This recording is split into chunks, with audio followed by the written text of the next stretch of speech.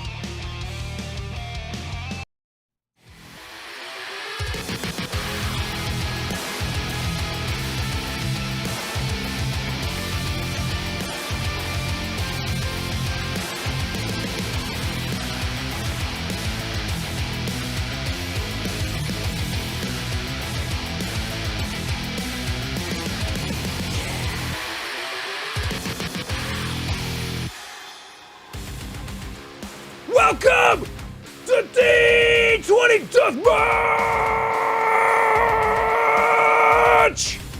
Woo!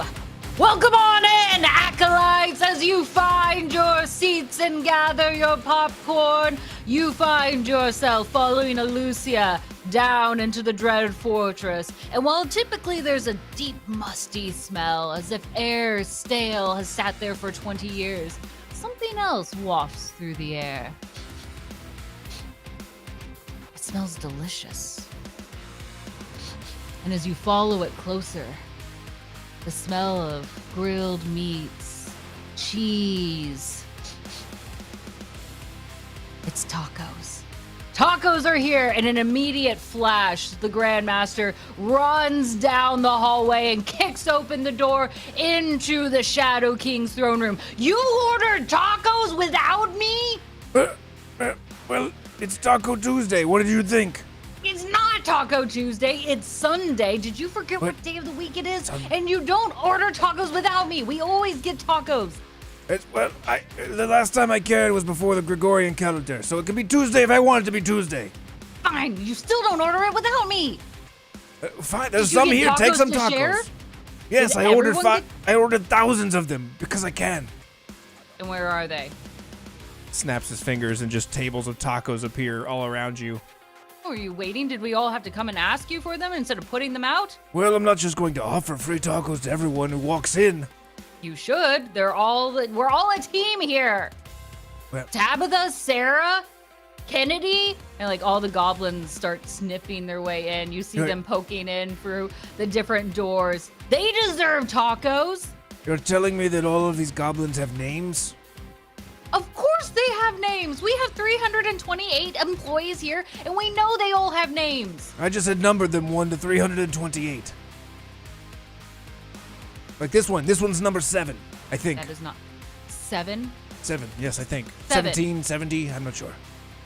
The Grandmaster gets down, leans down on a knee. Come over here. And quite timidly, this adorable goblin with bright pink hair, up in a ponytail, hands and mittens because it's freezing in the dungeon, comes up. Go ahead. Tell the Shadow King your name. Yes, what? I Go on. I work here, and I like tacos, and my name is Kisa. And she'll scurry back around, hiding behind the Grandmaster. See, they all have names, every single one. No, it's okay. Come. Kisa, was it? Kisa. Kisa. Come. Mm-hmm. I have a gift for you. Is it a taco? It is. I love tacos. Me too. And she'll hold out her mitten hands, awaiting a taco. The Shadow King summons a spectral hand with a handful of tacos and just shoves them into her face, knocking her across the throne room. What the heck, man? Really? What? Really? Hand delivered. You're the worst. Yes. Well, I hope that you at least offered enough tacos, not just for all the teams here that we've got going on, but also because we've got 2 champions coming in, and I'm pretty sure they're going to be hungry. Well, bring them on. They can have the tacos if they're worthy. All right, they get first pick, and you don't get to shove the tacos in their face. Fine, they fine, get to pick fine, out the fine. tacos, and they put it in their own faces. They can Or eat their own whatever hole they wanna tacos. put Whatever. them in. They can put the tacos in whatever hole. They can fill all Okay. of their holes with tacos. I don't care. They can fill all their holes with tacos. Fine, as long as there's enough tacos for them to fill all their holes. You don't know how big their holes are. There's plenty of tacos. Trust me. Good. I haven't Okay, met a hole fine. that couldn't be filled with this many tacos. I don't want to know how many holes you've... Anyway, she's gonna clasp that amulet, scarring her hand once again with another cut, and a portal opens up, welcoming 2 fantastic champions for this evening. Nanamat and Decima, welcome yourselves to the dreaded fortress. Nanamat, the floor is yours. A little bit nervous. Not much of a fighter as I step through this portal. Are we in the right place? Of course. You belong here. may I ask who that is? Ah, it is I, the Grandmaster, but it is not me you should be worried about. Look to your side, Nonomat. Decima. Stand And off. to your side, you see Decima, who walks in contrast to Nonomat's entrance, very confident, shoulders back, chest puffed out. They are a tall minotaur with a humanoid face with these large bull horns, a septum piercing, and the ears of a bull as well. And they smirk at you, Nonomat. And you can see that they have on one shoulder, they're holding their great axe that they fight with, and they just kind of nod. Oh, Are you yes. ready to die? I'm ready to fight, Decima. And I think in contrast, like Ahamna said to Decima, Nonomat is, I think, just as tall as Decima, but right on the cusp of lanky and slender. Like, you could call them either one and you'll be more or less right. But most of them, they're kind of almost swimming in a long robe that almost covers up, the sleeves cover their hands. It goes all the way down to just above their ankles, and it's like beautiful blues and reds and golds, and in his hands, gripped very tightly, I think, in an attempt to stave off the shaking, is a beautiful golden staff with an ornamental head on top, and it looks like, I think it honestly looks like Bill's horns, but kind of curved enough for them to touch at the very peak.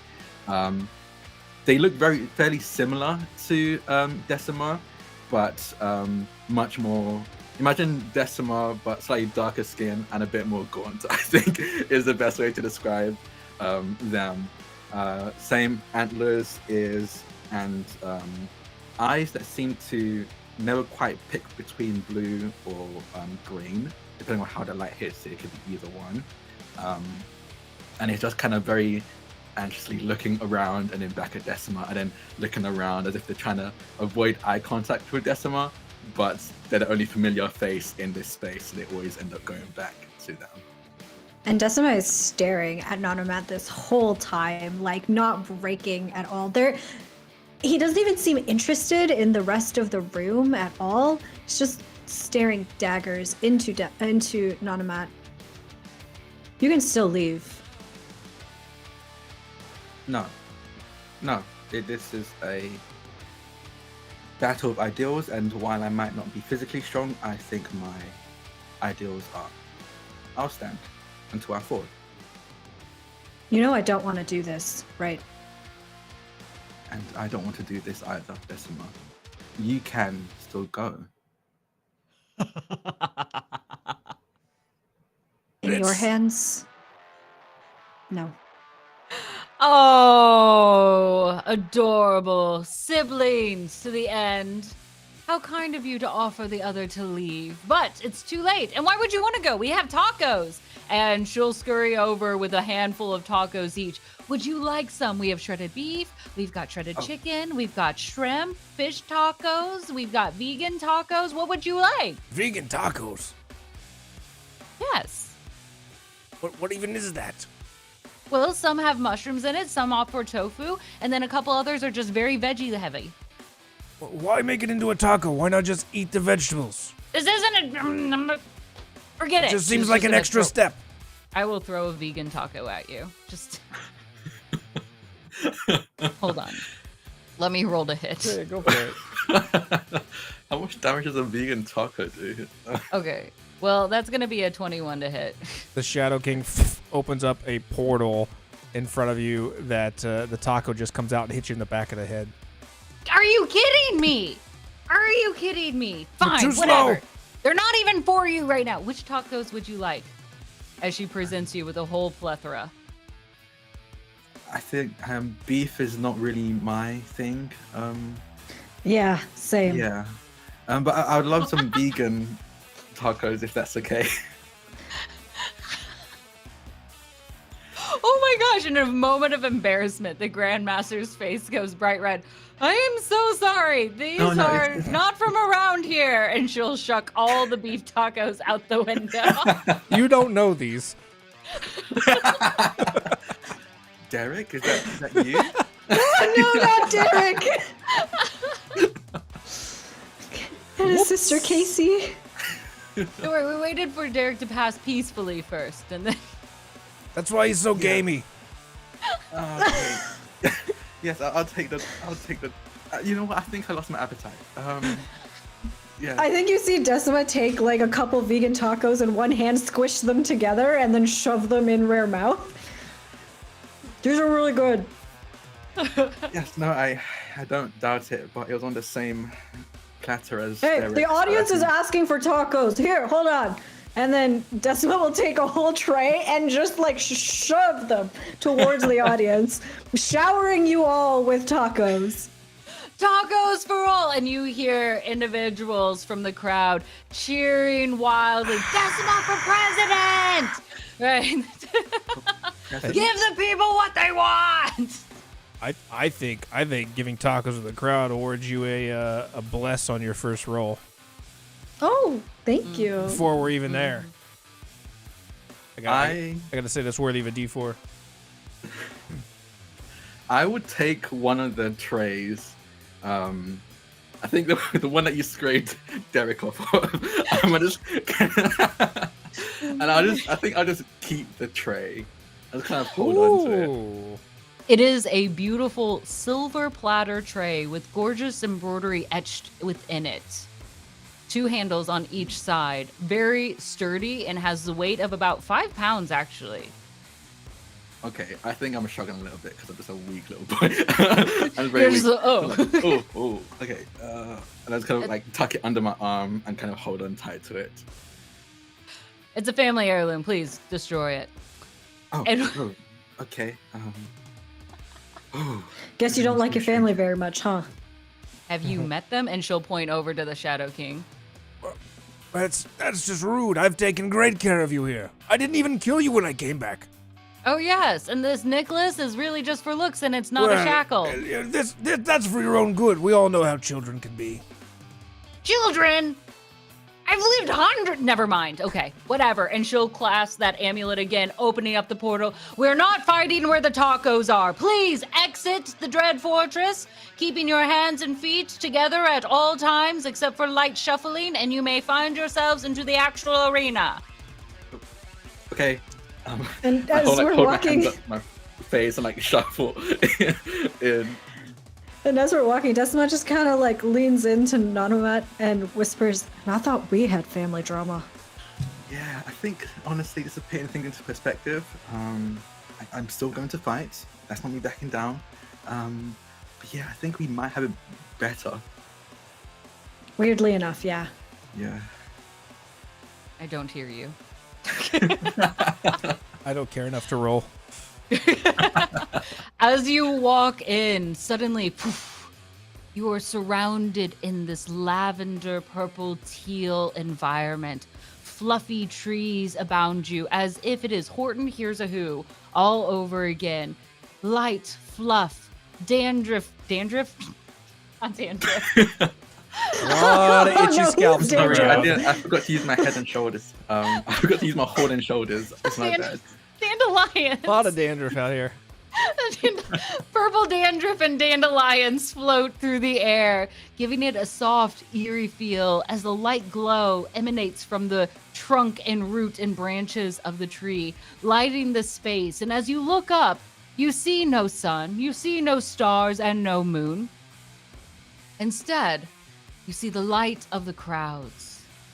Your audience, your acolytes, followed you here to this fight, ready to see this battle commence. Purple and blue abound, but they look for red. Or whatever color you bleed. We'll find out soon enough. And the Grandmaster beckons you in. Fight hard, my champions! Show them what sibling rivalry really looks like. Don't go easy on each other.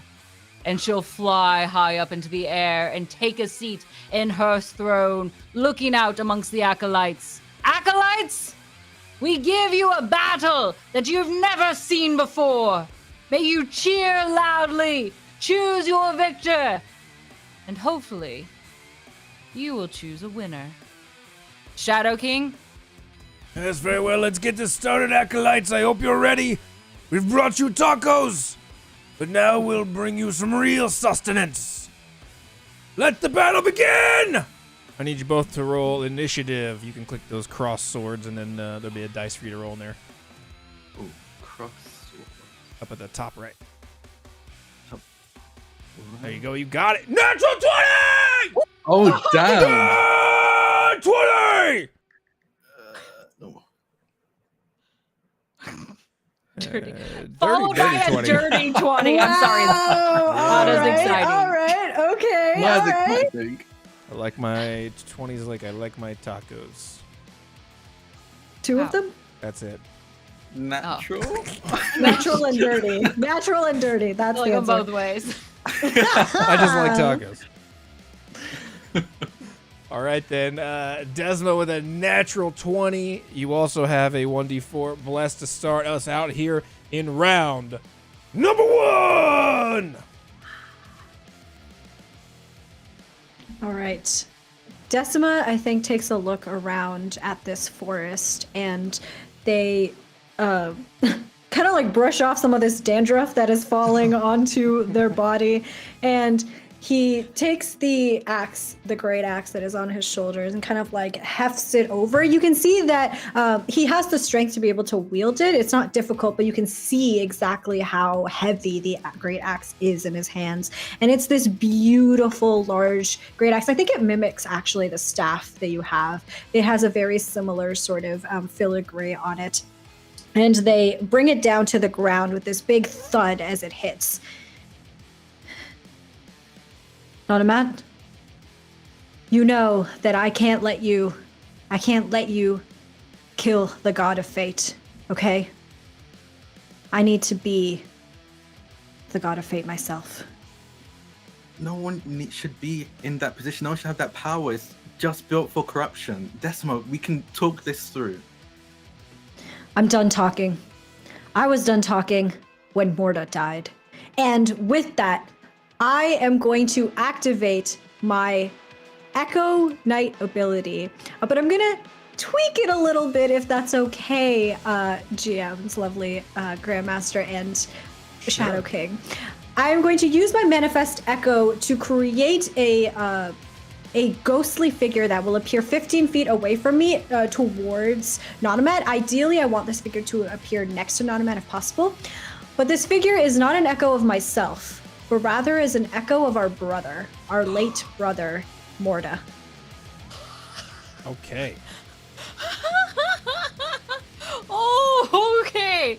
Oh, wow. This is some family drama. And she'll elbow the Shadow King. Good thing their family seems a little weirder than ours, huh? Yes, it seems on the scale of families that they're way more fucked up than we are. Puts it in perspective, I think. Seeing this apparition appear, I can't help myself. I hesitate and step back. Just go, Mortar? And you can see Morta, who looks very similar to both Nonamat and Decima here. The same horns, the same ears, just a slight difference in their build. And he reaches out for you when you call his name, as if he was going to hold your hand. I reach out to take his hand. And when you reach out to take his hand, I am going to cast Inflict Wounds on you using Morta's hand. So I'm going to make a melee spell attack really quickly. 1 second. If I could figure out how to do that. Are these emotional wounds? I think so, in addition to them. Does a dirty 20 hit? It would. Actually, Ooh. I think it does. Yes, it does. Oh, okay. All right. I'm gonna Okay. hit. In that case, you are going to take 5 points of necrotic damage as Morta takes your hand and curls his fingers around yours. And for a second, you feel warmth. You shouldn't. This is a manifestation, an echo, a spirit, a memory of our brother. and yet it feels corporeal, it feels real, and then you can feel your fingers start to weaken, and that weakness starts to crawl up your arm. In reaction, I'm going to use a reaction. I'm going to use Gift of the Gem Dragon. Telekinetic Reprisal.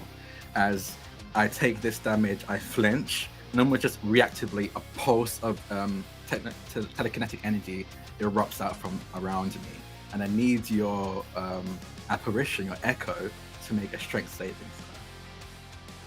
throw. Okay, all right, DC okay. 17. I think it's 17. interesting you said apparition and not your brother. I think my brother would never hurt me, and I think being hurt snaps me out of this daze, I suppose. That is a 18. Okay, so it takes half damage. Okay.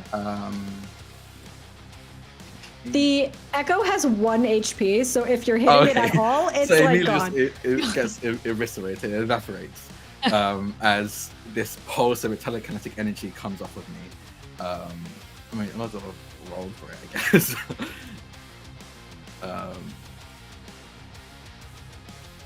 So it would have been 3 points of damage. I didn't half it. So that would have been 3 points of damage. But yeah, it pulses off of me and dissipates this apparition, this facade of my brother. And Decima, seeing you sort of pulsate this energy and destroy our brother, kind of like laughs once, this wry laugh, there's no humor beneath it, and starts to, I think, circle around where the top tree, the one that is pulsating and changing in colors, Ray starts to walk around that tree, putting a little bit of distance between you and himself, and says, "What? Afraid of our brother?" And I will end my turn. That wasn't our brother. He wouldn't hurt me or any of us like that. And I'm going to reach for my I'm gonna do this. Yeah, I'm gonna reach for my pouch and pull out a bag of ball bearings. And just throw them onto the ground. Like, I don't move from where I am, I just throw them onto the ground. I probably actually move like a bit closer around here and throw them onto the ground, and there's a 10-foot square of just ball bearings there now. That'll be my action, and then I'll step back again. Are these rather tiny? I'm guessing, and I'm trying to figure out, like, in terms of visibility, as it kind of seeps a little bit into the soft, fuzzy grass. Yeah, I think they're quite literally kind of tiny objects. So yes, they're tiny. Okay. As I throw them onto the ground and then take several steps back again, and then as a bonus action, I have no idea what I can do as a bonus action. I didn't plan this through. Oh, I know. I pick up some of those ball bearings, 3 of those ball bearings, and I'm gonna cast a magic stone on them. Oh, nice. And then hold them close to my hand. As you see, like, I slam my staff down, and 3 ball bearings start glowing in like bright gold light. I pick those ones up and then hurry back to my spot. I'm trying to imagine you, like, very cautiously and quickly running backwards. Yeah, it's not delicate at all. Like, I look like I think I'm dressed like a noble. Like, I look like someone who should be regal and composed, but I'm very much out of my comfort zone. So I just scurry back and just kind of keep an eye out for Decima's next move, and that'll be the end of my turn. Don't worry, retreat is a great strategy. Get good positioning. I'm not much of a fighter, but I think I'm an okay tactician. And they wait. I think it's actually, Lucy is not joking out. She thinks that's an excellent strategy. As a ranger herself, she sees the need to find a better spot. It's the ideal way to start a fight. I just think you're a coward. Oh, okay. You don't get to heckle them. That's up for our wonderful acolytes. But I do need a roll from you, Shadow King. Very well. Oh, 14. 14, he says, as if he It's not should be bad. proud of that. It's okay. It's better than a 10. Yes, it's 4 better than a 10, actually. Okay, thank you. Thank you for mathing us out, right? We're real excited. This isn't math class, it's a death match. You know what? We're gonna really change things up. I think we should summon the Box of Chaos. Well, I don't think that you're going to make that decision. In fact, I'm the only one who gets to make that decision, and I'm going to summon the box because I want to. No, the box is coming because I've summoned it. No, That's how no, this the works. box is coming because the Acolytes demand it, and I'm a man of the people. No, you're not. They don't even know who you are, really. That's why you have me running these. This That's right. is Box of because I Chaos, said come on so, not down. because of the Grandmaster. As the Shadow King stands up, snaps his fingers, and a box lands right in the middle of the ball bearings. And this box flips open with an empty lid. Let's see, who's it gonna be this week? I don't know. Lady Magdala. Have you died yet? I'm not sure. He's going to reach out a shadowy hand into the crowd and pick Lady up by the head with the fingers of this shadowy, and then is just going to, like a chicken, swing it around till the neck breaks, and then throw the entire body into the box. As the box lid shuts and rumbles and shakes, the lid flips open again with a fiery column of yellow and pink fire as these shadowy hands and yellow eyes poke out of the top. There! Happy? That was scary. What's in the box? That Acolyte was. I just killed her. Yeah. No, there's more than that. What's in the box? Oh, what's in the box? Oh, you want to know what What's you can in the use the box box? for? Oh, see, yes. You can make a sacrifice to it at any time. Doesn't really matter what it is. It's a free action. In exchange, you'll get a magic item back. It'll be a random magic item, and you can put anything in the box. It's a fair exchange, as long as you put something or someone. Yes. Oh, okay. It also takes cryptocurrency. Oh. No, I'm okay, thanks. Yeah, I don't really. Yeah. Like, 'cause that bubble kind of You popped know- away from a long time ago. Also, like, it's really bad for the environment. Like, Yeah. like maybe all this dandruff is because of the cryptocurrency mining. Yeah. I'm starting to think maybe just ash. It might just straight up be ash. Very well. Anything else before we begin round number 2? No, you could have really hyped up the Box of Chaos a lot more, but sure, put out cryptocurrencies. What on. else could I have done? I don't know, promise them magic items of health potions and daggers and swords and bubbles and orbs of annihilation. I don't All know what the sorts of box things is have going come out to of that give. box. It all depends on the strength of the soul. Oh, Well, we'll see how strong Lady Magdala is, but I have faith it will render something truly glorious in this fight. So remember, it's a free action, champions. At any point in time during this match, you can encounter it, offer it something, and you will get something in return.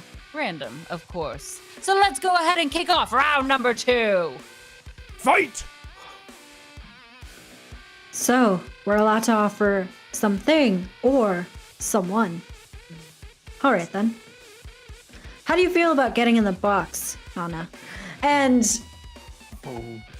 Decima Right. is going to make a beeline straight for Nonomat from where he is. That does require going through the ball bearings. Do I see them before I get there? Perception check. Actually, let me ask this. Just for a little, since you have family history here. Nonomat, have you tried to pull this trick before, like growing up? No, actually. No. Okay. So then it will be perception and not history. All right, perception check it is. How does a 14 do? 14. Nonomat, I'm going to have you counter with your own stealth to see how well Ooh. you hide those ball bearings. Probably not great, judging from my stealth stat. Have faith. Have faith. Never God. mind. Nope. It's a 5. Now, you do see them, but there are a lot in this space. It would notably, like, if you were trying to dodge them individually, it would probably, for the time allotted, would cut it in half of how far you could get if you were trying to Okay. tiptoe through around them. Okay. Instead, I think what I'm going to do is when I'm not going to try to tiptoe through them, but I think Decima goes up running towards Nanamat, and then sees these ball bearings on the ground. And I think like in that split second before Ray would have stepped on it and like probably hurt themselves in some way, I will functionally use my mobile feat to use the dash action to go through them, and as part of the feat, difficult terrain doesn't cost me extra movement. And so it's just going to dash straight through them towards Nana. I'm going to give you a moment. I don't know if the ball bearings do anything. I don't know if they're special. There is a dex save to cross Yes. them if you're not half All right. the speed. That's fine. I have advantage on dex saves if I can see what's going on. So I'm going to Yeah. It's do not very that. high. I think it's DC 10. Since you had rolled a 5, I want to share with the audience that even the Acolytes can see these balls. Like, these balls are very visible. You just laid those out there on the ground for everyone to take a look at. So thank you. I got a 6, even with Oh. advantage. You fail. You fall prone in the ball bearings. But-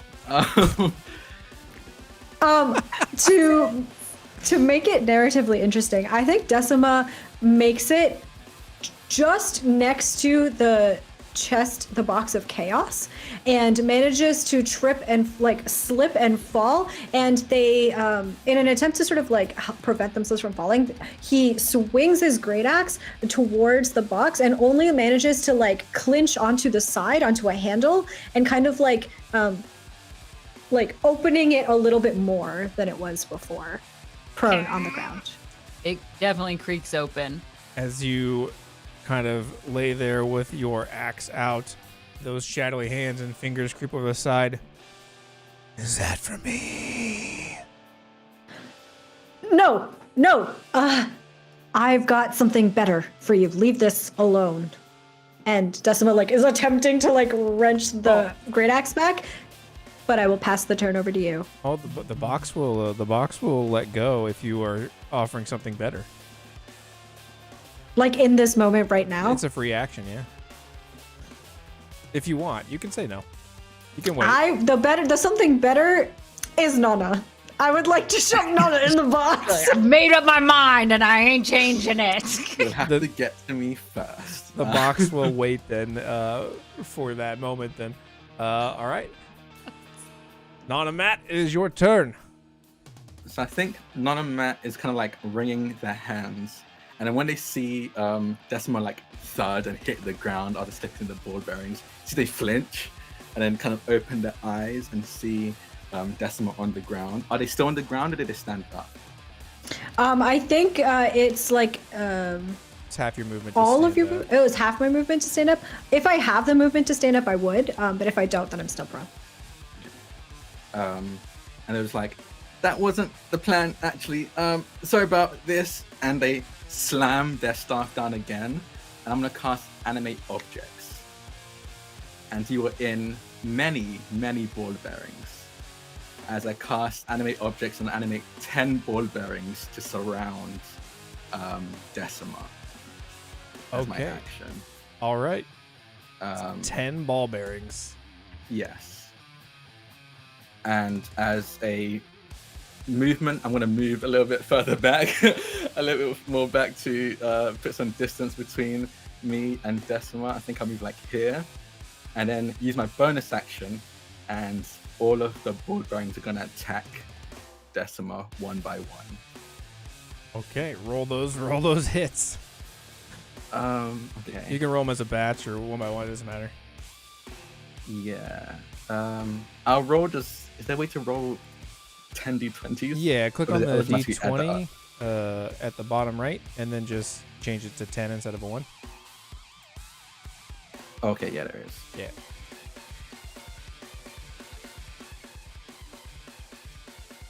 All right. Is there a? That didn't help. I should have split that up. Oh, you're good. You're good. Is there a plus to that? +8. +8. So we have a 17, a 17, a natural 1! Wow. A 17, 17, 14, 17, 25, 21, 17, 25, 16. What is your AC here? Oh, okay, so we got 1, 2, 3, 4, 5, 6, 7 hits, and then one that will do half damage as a glancing blow, tying the AC. So 7.5 hits. 7.5. Okay. So Woo. 7 plus 28.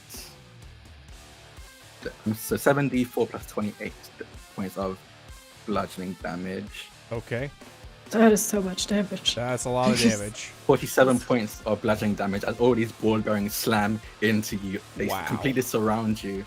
They all have flying speeds, so that some are hovering above you, some are around you. They're slamming into you from every direction as I cast this. And every time I'm like, sorry, Decima, I did say I wanted to just talk. I'm sorry. And that is their turn. That's like the worst obstacle course ever. That was a lot of damage. Oh boy. Personally, I've never been hit by so many balls before, so I can't imagine what that's like. Sounds like a Friday night. For you, yes, absolutely. All right. As we go into this, that was brutal. That was brutal. You know what? I think I want to offer them a little bit of a prize. The Acolytes are begging for chaos anyway. She'll stand up and offer out, between her two palms, a floating gift. Bright blue sapphire paper wrapped around it. Who would like it? As she yells out to the champions. I wouldn't mind. I'm like attempting to, but I'm getting attacked by ball bearings. Let's go ahead and have you both roll a d20 then. Whoever rolls Ooh. highest shall get the gift. All right. Okay. Ah, man. That's That's another 5 will not beat I thought Nonamax I rolled the 5 for a 16. second. I was like, oh no. Listen, you can't tie. I don't have 2 gifts to give. I'm not allowing it. You all may be twins, but that's not how this is rolling. No twin dice. You all are twins, correct on the lore? Yes. Yes. Yes. The audience is picking up these pieces. I'm doing it for them, not for me. Mm-hmm. And Nonomat, you see this gift slowly just float down to you gently, landing in your hands. How do you open presents? This is a big test. It tells a lot about people. Very meticulous. I'm the kind of person who opens up the present so that I can use the paper later if I really needed to. You mean you're a Very psychopath? delicate. I mean, you saw what I just did to my twin. Maybe. As I very carefully and daintily unwrap this gift. You pull back that sapphire wrapping paper, gorgeous, and you can save that in your pocket for later. A lovely lavender ribbon as well that matches the surroundings. And as you pull open that lid, you find inside a potato. We're now playing hot potato as this potato begins to steam and warm up on this end. Ow. After it has passed Ow. hands, or after 2 rounds, it will explode. Okay. That's terrifying. So keep that in mind. But they gave it to me as a gift, and I don't want to be impolite, but it is hurting my hands. It will be warm to the touch, and it will continue to get hotter. No actual damage done until the end of the second round. Okay. So whoever it is holding or closest to, that it will do the damage to. All right. Shadow King, you roll a 13. 13. Fine. I'll accept it. Kick us off into round 3 then. Very well, round number 3. Decima, you are the first to act. Decima, I think, with all of these ball bearings around, is just like trying to dodge and like prevent these attacks from happening with his great axe. And he is visibly, I think, starting to get frustrated. And as every time that Nana said, sorry, every time it's just one more pinprick in their mind. And Ray's like, stop with these, you coward! And Decima is going to, again, I think, use his bonus action in order to manifest this echo of Morta once again in front of you. And this time, Morta has a spectral, ghostly version of Decima's axe, great axe, in his hand. And he wields it with these blank eyes looking at you. And I am going to use all of my attacks that I have, which are 3, in order to attack you using the echo. Oh. So I'm going to... It's perfect. He's getting personal now. I like this. I'm going to just roll all 3 and then ask Oh, it's a natural one! They all There's miss. you if they hit. Cries! Wait, I have a bless. I'm going to use my D4. You do. I'm going to use my D4 on the 13 Hey, it's a 4. Okay. to make that a Yeah. 17. Yeah. Okay. In that case, let me just roll damage real quick. 1 will hit. Yes, I'm re-rolling that too, because I have a feature that lets me do that. Woo! So you will take 13 points of slashing damage as this version of our brother wields Decima's great axe, something that he would never have been able to wield in life, but in this form is empowered to do so, and slashes at you. I think you see some sort of hesitation in his ghostly eyes as the first and the second swing sort of hit down beside you, but that third one I think comes around and sweeps your legs. And I am going to use one of my other abilities in order to I'm actually let me just double check. The moment I get struck, I'm going to use my reaction again. Go to the gem dragon, and I just go, I'm sorry, and again, boom, a pulse comes out of me, and because it's half damage if you save anyway, it destroys the apparition again.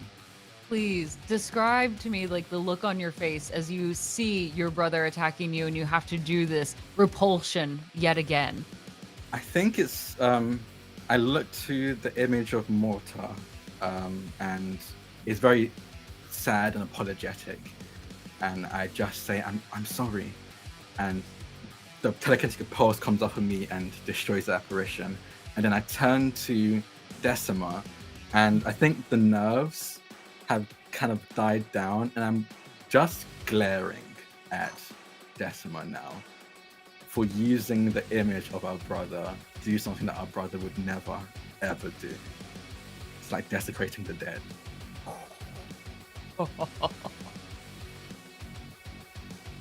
I love it. Anything else for your turn as you stand far off along the tree line? Decima is going to use his movement in order to, if I can, because I know that I have like these ball-bearing monsters animated around me, is going to try and push past them and run towards Nonamat to get as close as I can to close that distance. I will, just so you know, I guess above game, all of them get opportunity attacks. Oh man, there's like 10 of them. Okay. Yeah. In that case, I think I'll stay. And I've used all of my bonus, my action, and everything. So I think what Decima is going to do is instead. Oh, and you can hit them. They have like AC and HP. So if you want to like start striking some down, you can as well. Or take them with you. I mean, probably. Instead, I think I'm going to, if I may, and you can tell me if I can't do this, use my movement to try and get to the other side of the box of chaos, ideally still staying within the range of the animated ball bearings. You're like right. To get a different position. I don't see why not. You're right. You're right on the box. You can kind of work around it without being out of that range. Uh, I would think. all right. Then I'm going to move myself around. Still focusing. I think Decima himself is not actually looking at Nona this whole time. I think Ray like animated this ghostly version of our brother and then did not pay attention to you and instead has been trying to stave off these ball bearings. And I will pass the turn to you. Kind of like breathing to themselves, trying to psych themselves up. So I think they're like, okay, I'm doing better than I thought I would. I can do this. I've got this. Oh. And they're gonna take a few steps forward. And as they do, they're gonna yell out, I can give the box anything, right? Do I have to be near the box to get what it gives me? Nope. You could try to throw something in. It just depends if you can actually hit it. No, I'm not great at throwing things. And as I say this, 9 of the ball bearings are gonna follow Decima, and one of them is gonna go into the box. All right. As that ball bearing launches into the box, the lid slams shut. It begins to rumble and shake. Roll me a D10. D10. Mm-hmm.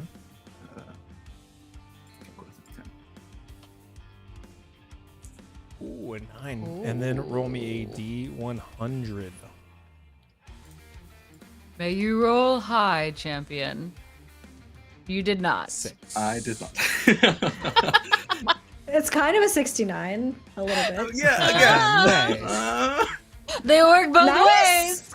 ways. Nice. Roll me What a is nice backwards? Eason? Eason. Ekin, I guess it depends how you pronounce the C Yeah. in this, I guess. Yeah. Eason? Eason? Roll me another D10, please. D10.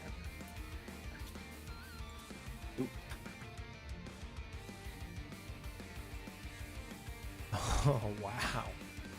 That's fantastic. Okay. We always know ones are where the best things are. Of course.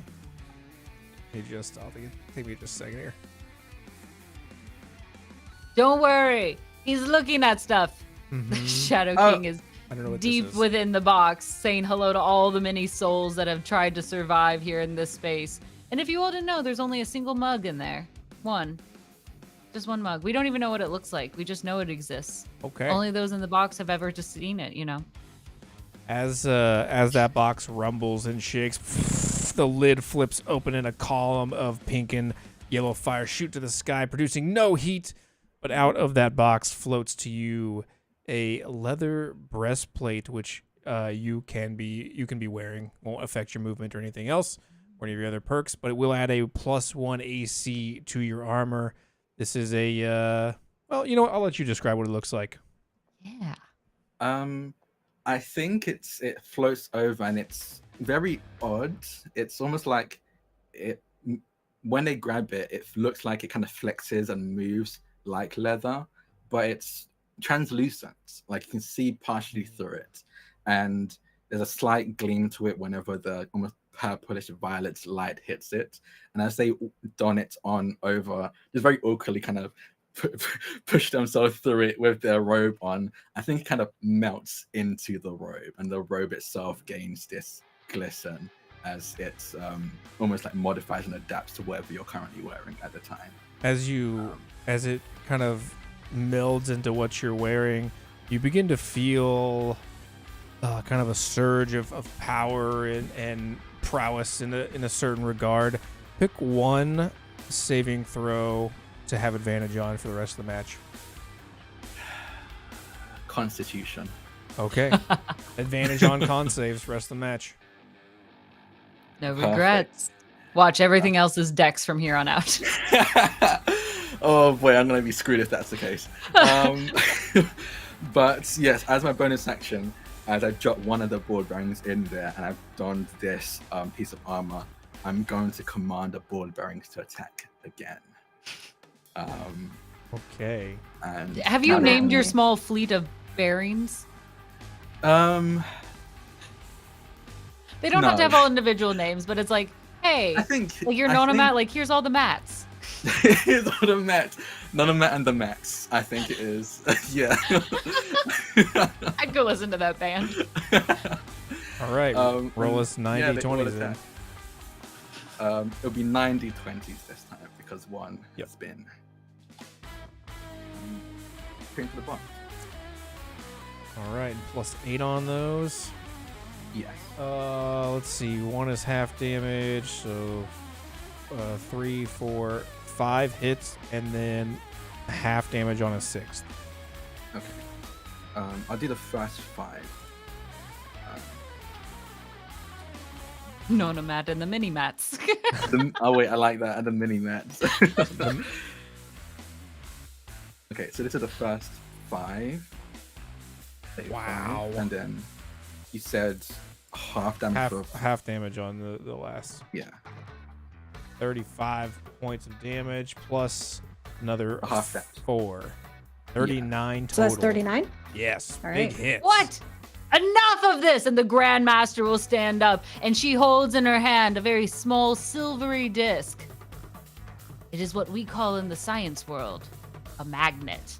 And it begins to pull strongly and draws those other 9 bearings. You hear the other one inside the box just kind of ricocheting around, like trying to get out, but it can't. All right, it's been consumed. The other 9 come zipping through. You need to kill your wonderful sibling another way, and she'll throw it back behind her. No more balls! You're such a cheater. Why are you such a cheater? Why am I a cheater? I was enjoying that. Listen, balls are just half the show, okay? We're gonna get more action here. Okay. more Yeah, action. I suppose Okay. you're right. Enough with the balls. Hit it with the shaft. Staff. Okay.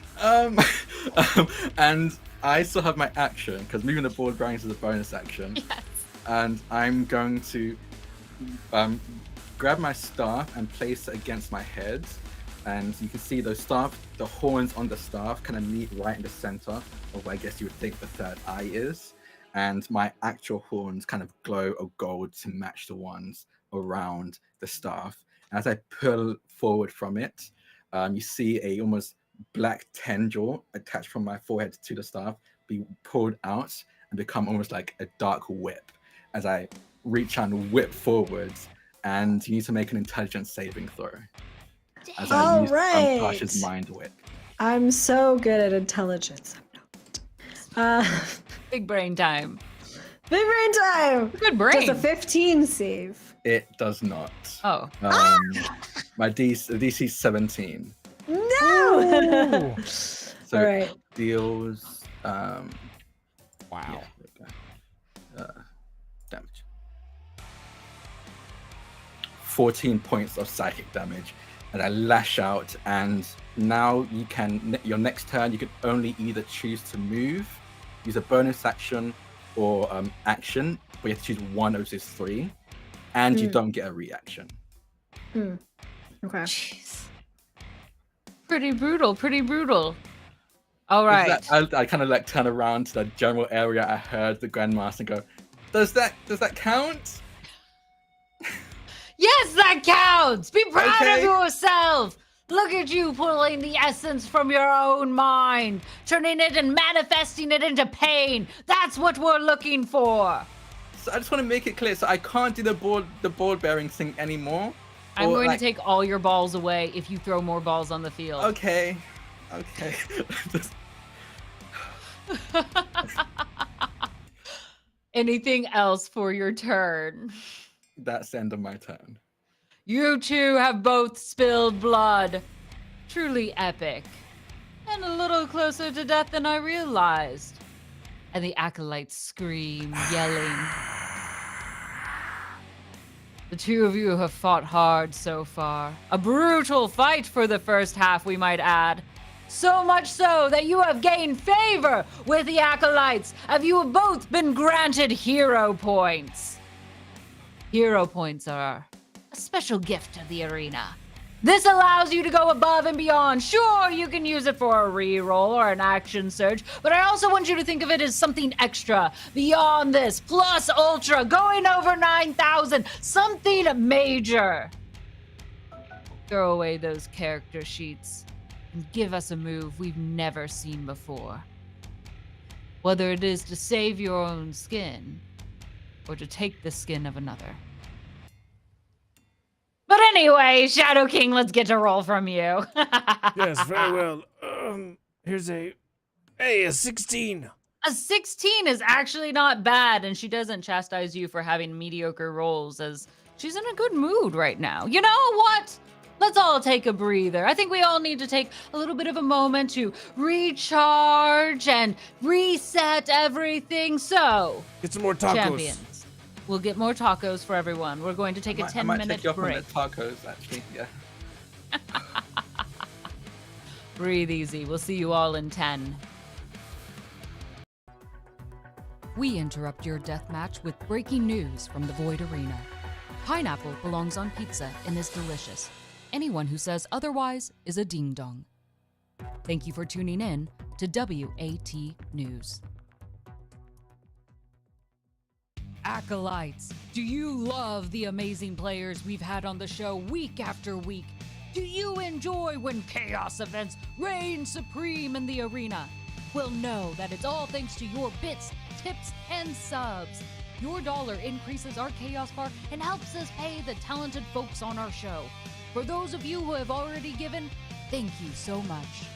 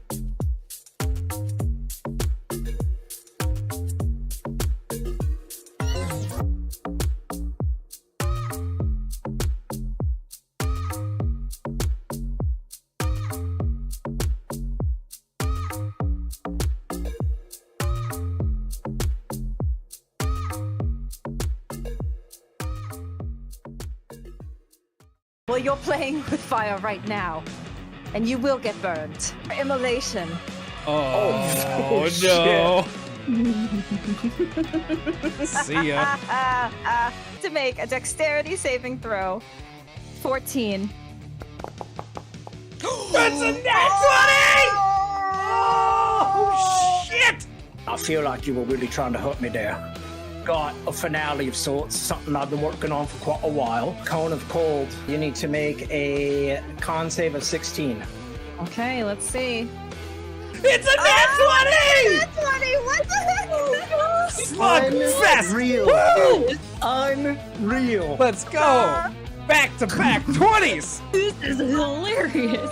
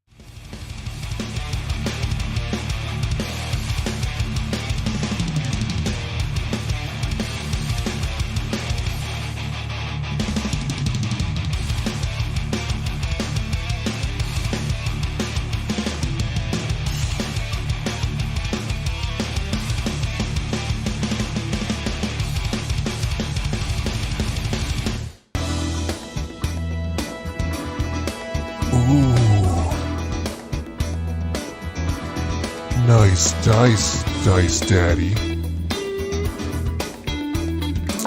Good roll, Dice Daddy. That's it, Dice Daddy. Don't be shy. Get in there.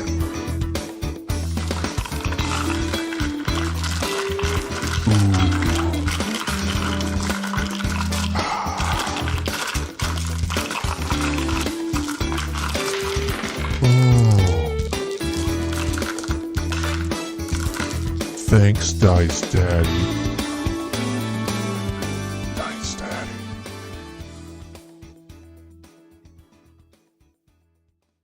Carnelian is ready. Got you for 3 whole minutes of playtime. Anyway, I'm gonna warlock you out of this house. I'm gonna smash your face with my jaw, etc. I'm a killer, not a talker.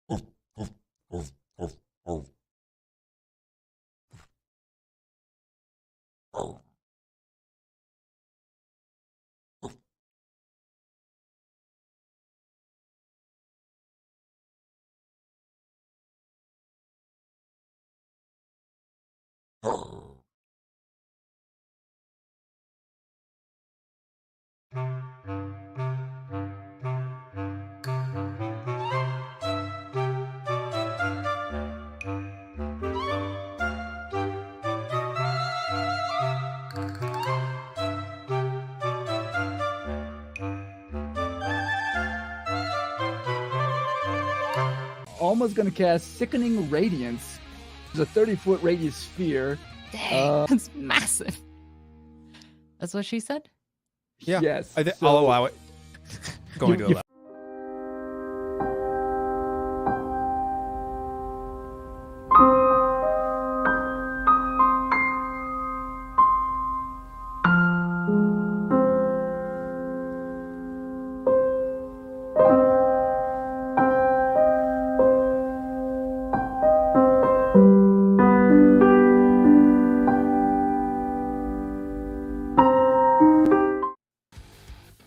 Welcome back, Acolytes! Hopefully you're filled with tacos in your mouth holes. Thank you for Just to be clarifying their clear. mouth holes. Yes. This is educational. That's where tacos go. All right. Wait, hold on a second. Is that Acolyte? I think the Acolyte's eating Derek. They're eating. I thought we threw that away. No? Okay. No, please stop eating Derek, please.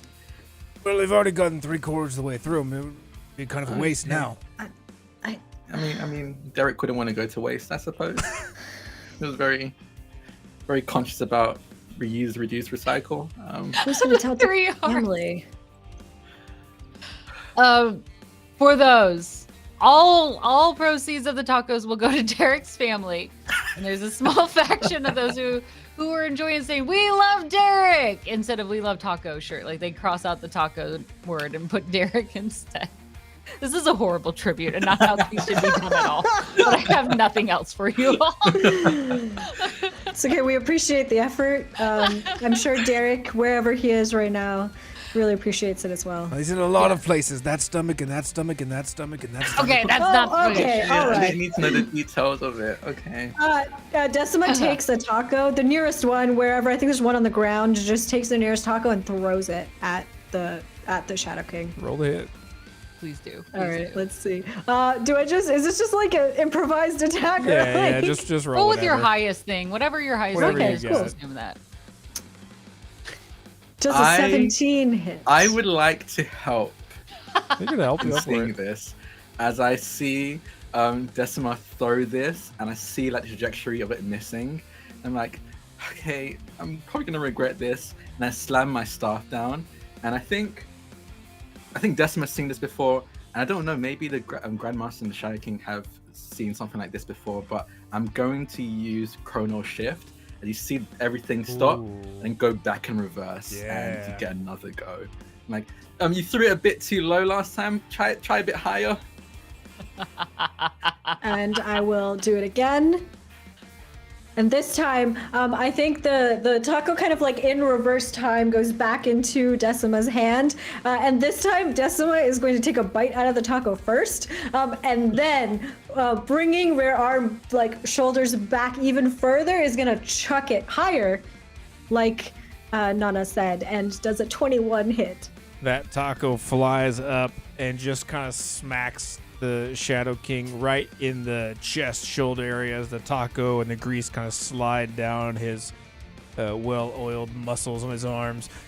And he just glares at you for just a moment, but in that moment, his eyes flash yellow as you feel a chill just run down your spine.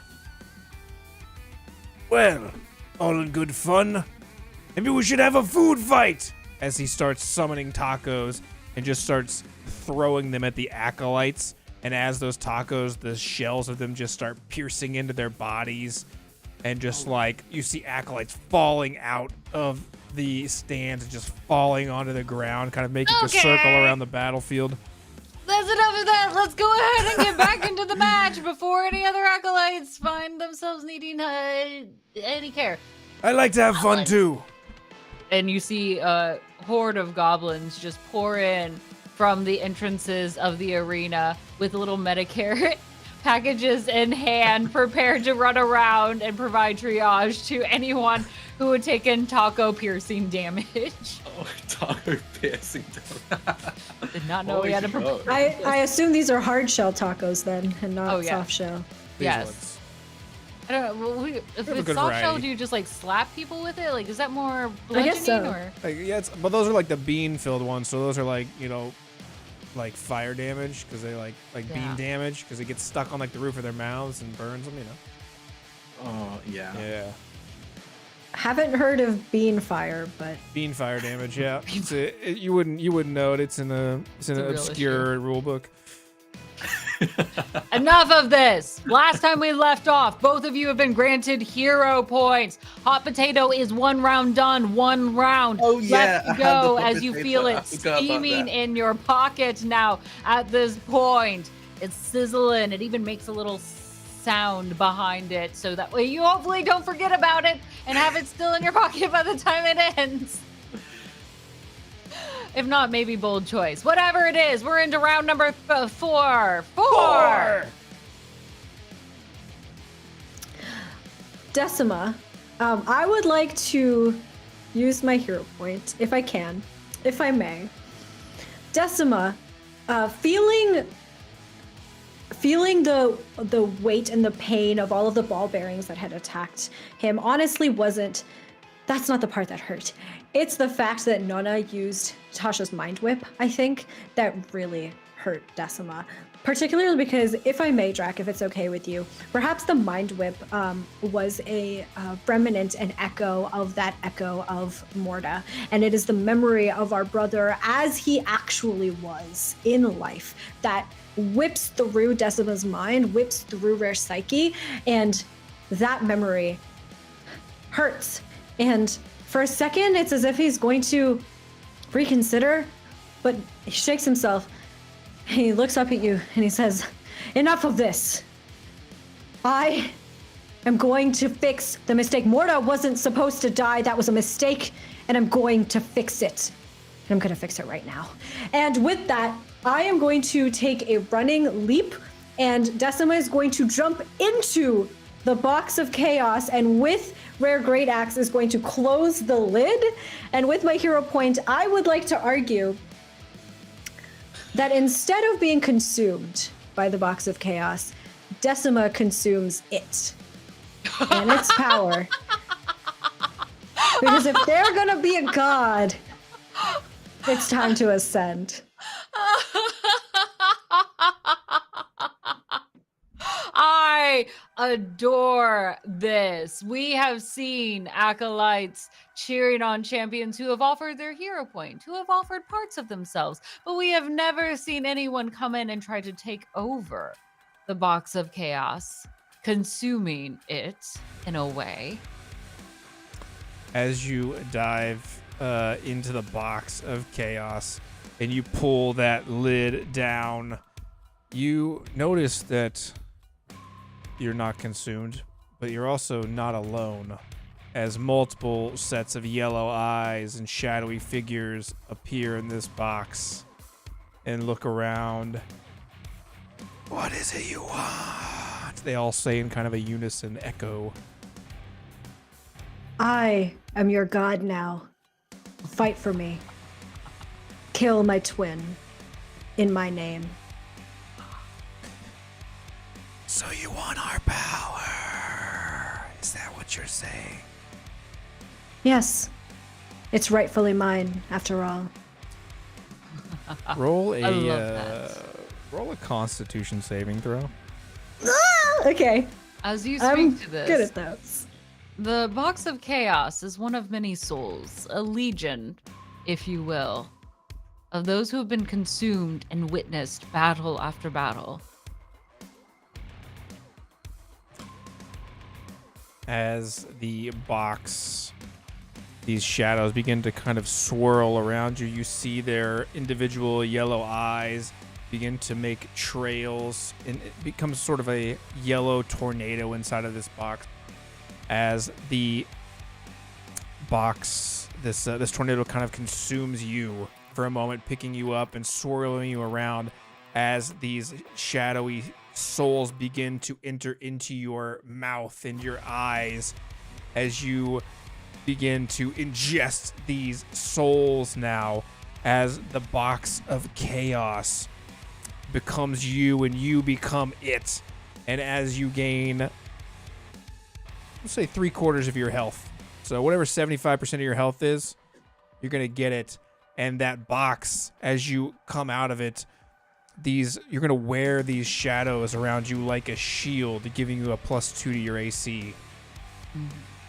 And you will be able to use them as weapons. We'll add a +2 to your weapons as well. So you will have a +2 to the AC, +2 to hits on all of your weapons as they're covered in this shadow. And these souls kind of reinvigorate you and lend you some of their vitality as you consume them. And as you're thrown out of the box lays dormant. And I think of the shadows that are around Decima, the largest one is Lady Magdala, the most recent acolyte to have been sacrificed to the box. And the lady kind of like circles around Decima, almost like a circlet around Rare Head. And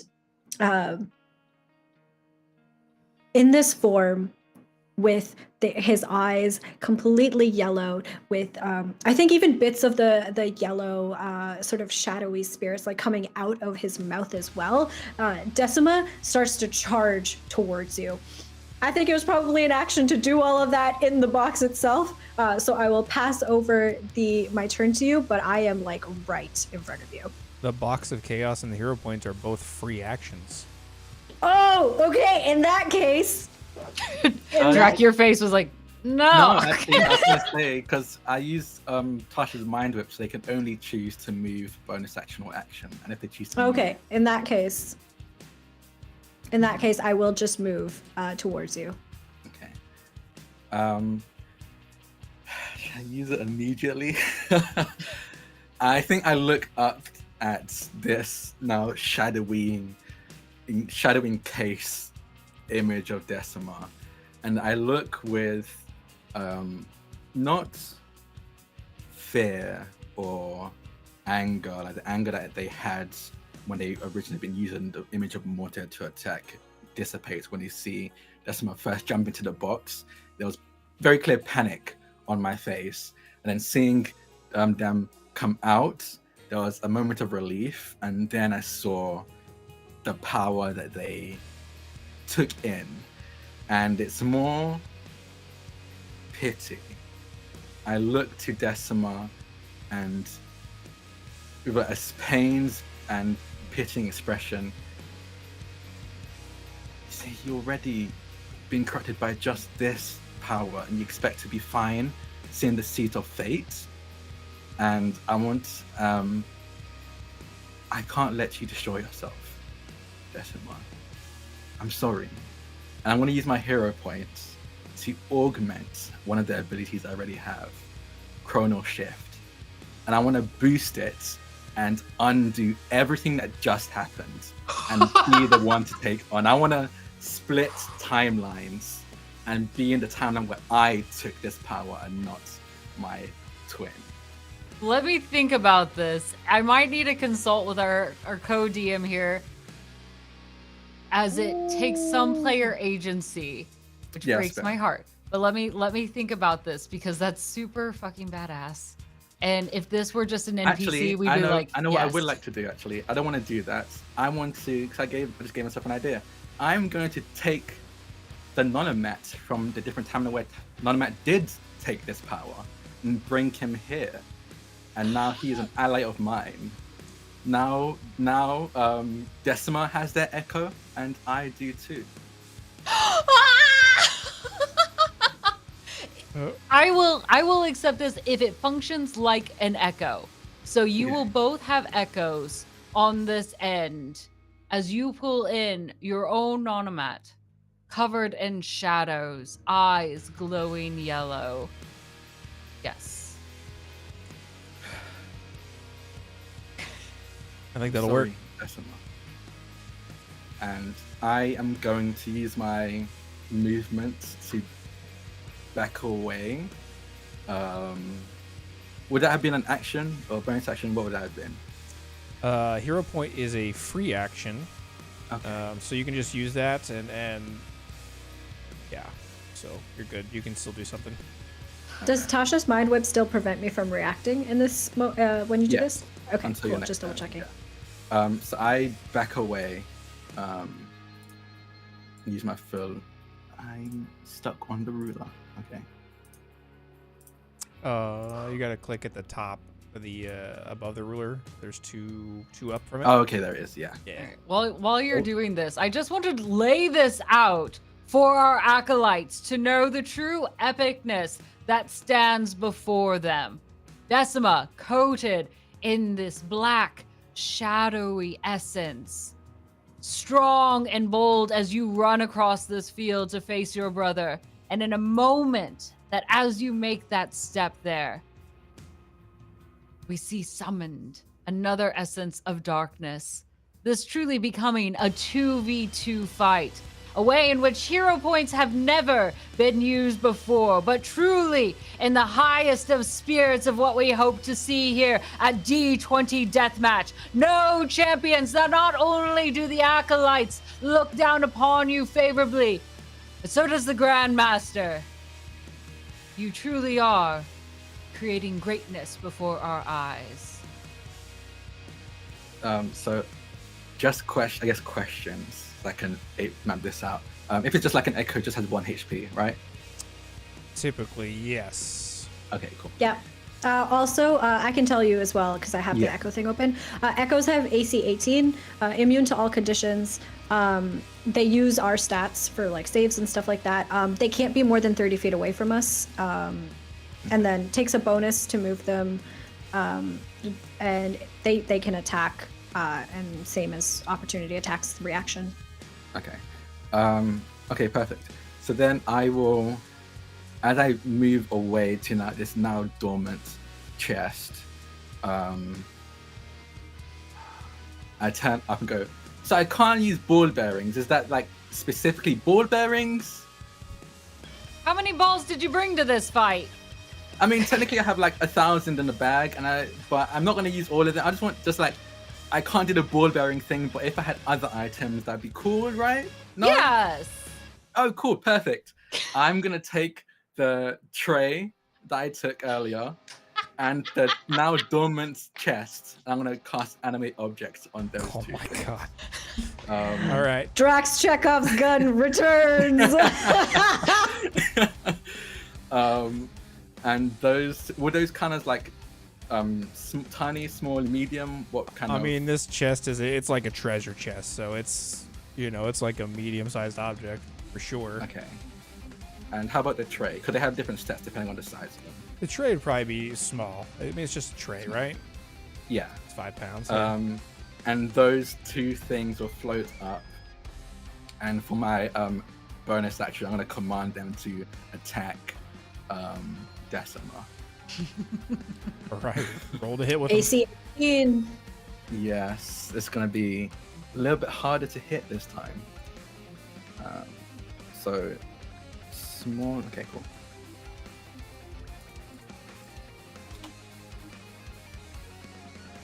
Oh boy. 23 and 29 to hit. Do we just have like Beauty and the Beast where it's the end fight scene and the furniture is just attacking? The 23 is Oh, my, just added together. Sorry, yeah. Yeah. So you got a 12 and a 17. Okay, 12. Okay, that's... So plus 8. You're like, hold on, time out. I'm like, wait, hold on, yeah. No, you got raw 12, raw 17, so add whatever your modifier Probably is. should have done these separately because the small item, which is the tray, has a +6 to hit, but the medium item has a +5 to hit. Well, let's just do them in order. Small, I think they both larger. hit. So Okay. 18 They will both be hit. a half damage, a glancing blow with the tray. Okay. I'll do the damage for the box first then. Okay. Which is 2d6 +1. Excellent, excellent. 10 points of bludgeoning damage for the box, and then the tray is 1d8 +2. Then we can half.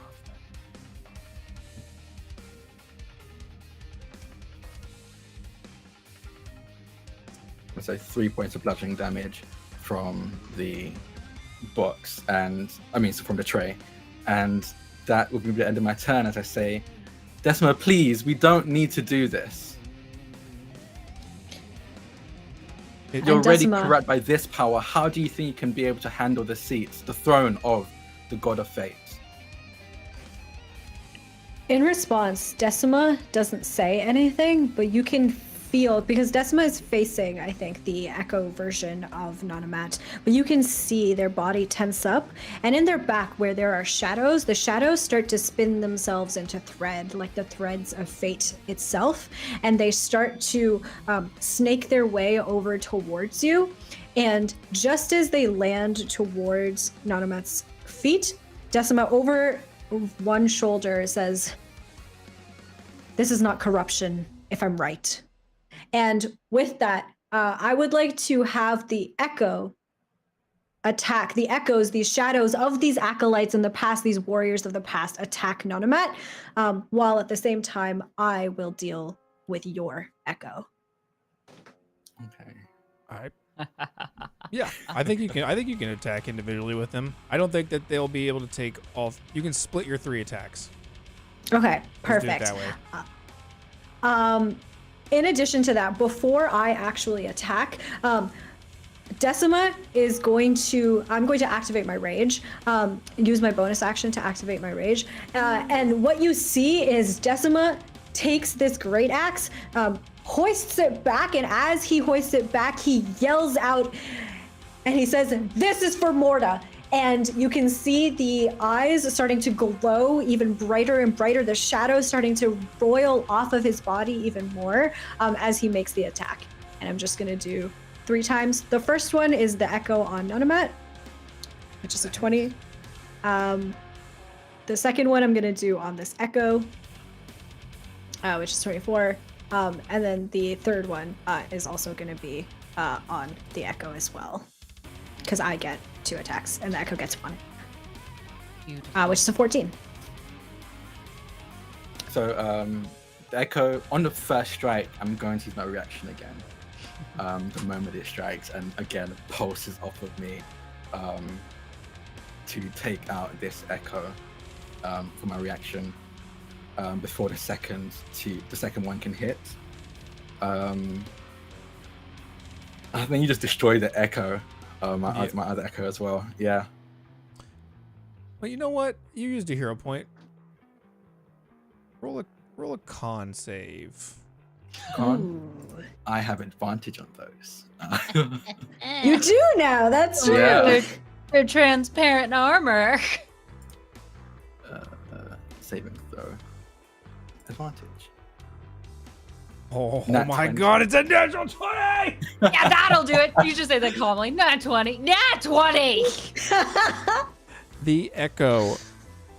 So, the Echo is intrinsically linked to you through time. You will still take half of the damage that it was supposed to take, but it is still standing. I get to re-roll all of that damage because that is both Nice. 1s and 2s. Do it. Right, roll like absolute garbage. I get to re-roll that 1 really quickly. You take 12 points of slashing damage total, so whatever the half is what you take. Okay. So you'll take So, 6 through that connection with your Echo here, and so that's on you for sure. Okay. And then what was the And you damage can- for the regular ones on him? Did you already figure that out? Do they still hit you even though you dispelled it? The first one would hit. Right? I dispelled it on the first strike, so only the next ones don't hit because I would have stopped it from attacking the other ones. Yeah, so they don't Okay. hit you. Okay. Excellent. So I think the way that you feel it is Decima takes their axe and while yelling that out, like slices through the Echo. And I think it slices through where theoretically, does this Echo of you also wield a staff? Yes, I think it does. Okay. Yeah. It hits the Echo's hands, like where they are wielding the staff, and it hits the hands and kind of slices through and cuts their wrist, ideally making it a little bit difficult to sort of hold on. And you can feel this. I think the shadow that is pulsing off of Decima kind of like comes through their axe and through this Echo Nonomat and into your body, and that is where the pain hits you in your hands as well. And I think like almost like looking at a time lapse of a wound healing. The wound appears on my hand, but then also just immediately heals over and scars over, as if this was a wound given to me many, many years ago. Just for the sake of history in this fight, your hands have been dealt some damage time and time again specifically. So keep an eye on those. Yes. Oh, that's definitely a thing I should keep in mind. That's a good point. Okay. If you like them, that is. I'm a bit of a fan of my hands. You could get rid of it. Take it or leave it. Okay. Well, that was your turn, right? Okay. That is my turn. Okay. My turn. As I think the Grandmaster warns me of my hands, I go, okay, yeah, no, good point. I'm a fan of my hands. And as I shake my hand to kind of ready myself, I'm going to use a free action, it takes no action, Arcane Recovery, and I'm going to regain a 5th level spell slot. And as I breathe in and steady myself, I breathe out, and the hand that was slashed starts to glow, almost like the breath coalesces around it, and it gets bigger and bigger and bigger, and you see a spectral hand, large category sized, appear as a cast Arcane Hand, And you see the tray and the box just drop lifeless because I dropped concentration on those. And a massive hand appears and shoots towards Decima. And this hand is said, I can just put the description here. Arcane hand.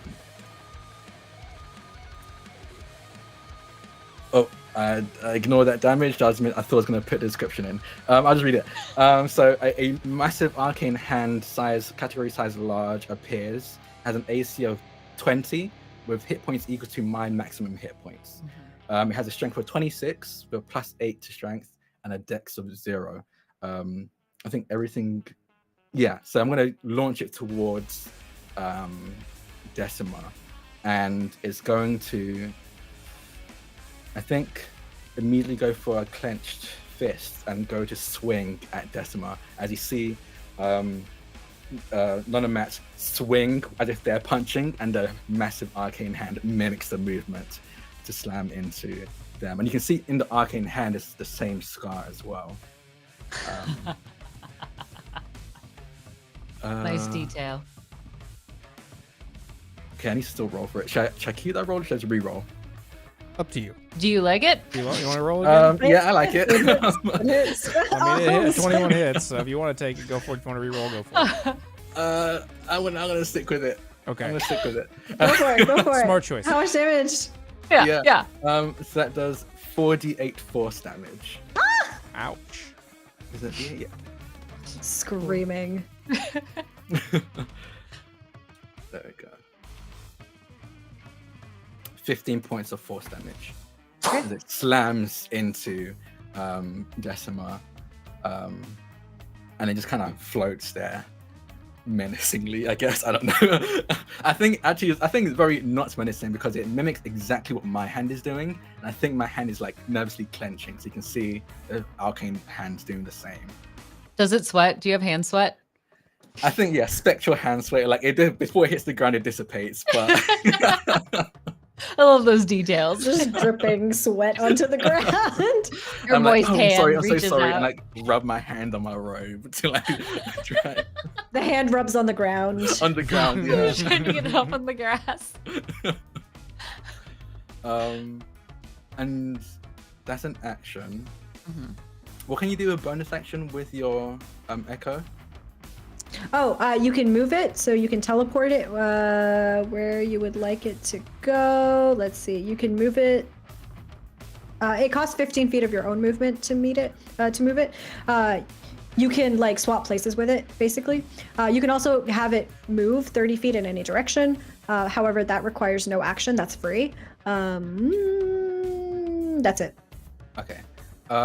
So I don't have a token for it, but I think like the hand would be like here. Okay. Around there, and I'm gonna have my echo move around without leaving your space, but like move around to interpose. So you have to get through them to get to me as I back up a bit more. Making that wall. Yes. Anything else for your turn as you take those steps backwards?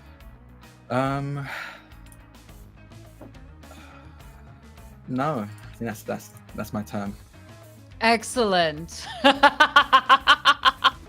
As you note for a quick second that you realize that you've forgotten about something, Yes. as it is the end of round 2.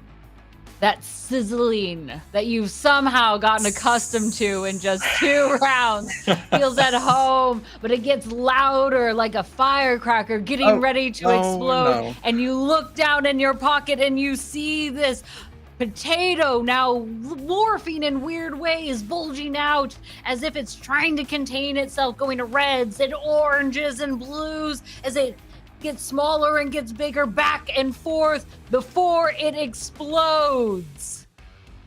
And that will cause 17 points of fire damage. Pretty friendly. Absolutely. As this happens, I'm going to cast Absorb Elements as a reaction. As as I go, oh no, and I quickly like clasp my hands around it, and as I do, a golden light appears around my hands, and it's very much like how in cartoons where it's like someone like clasps down on a grenade and it still explodes in their hand, but they manage to keep it under control. And I'll absorb I become resistant to fire damage as I absorb some of the fire damage and take, is that what, 8 We points round of up. damage instead? So we do 9. 9 points of damage instead. Yes. And my next melee attack will have some additional fire damage on it. No! That's not how my hot potato goes. And the Grandmaster, angry. I'm not even going to add my modifier on there. It's going to hit you as she throws a barrage of potatoes at you. Ow, ow. You can't just not have my hot potato explode. Are you kidding me? I did that gift for a reason. You'll take an additional 10 points of bludgeoning potato damage. Oh. Absorb this. I understand. Oh.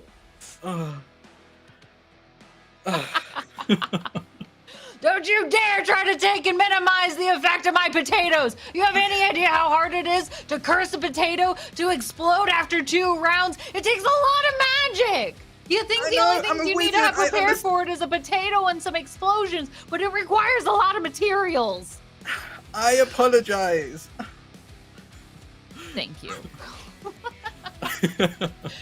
I never did anything like that.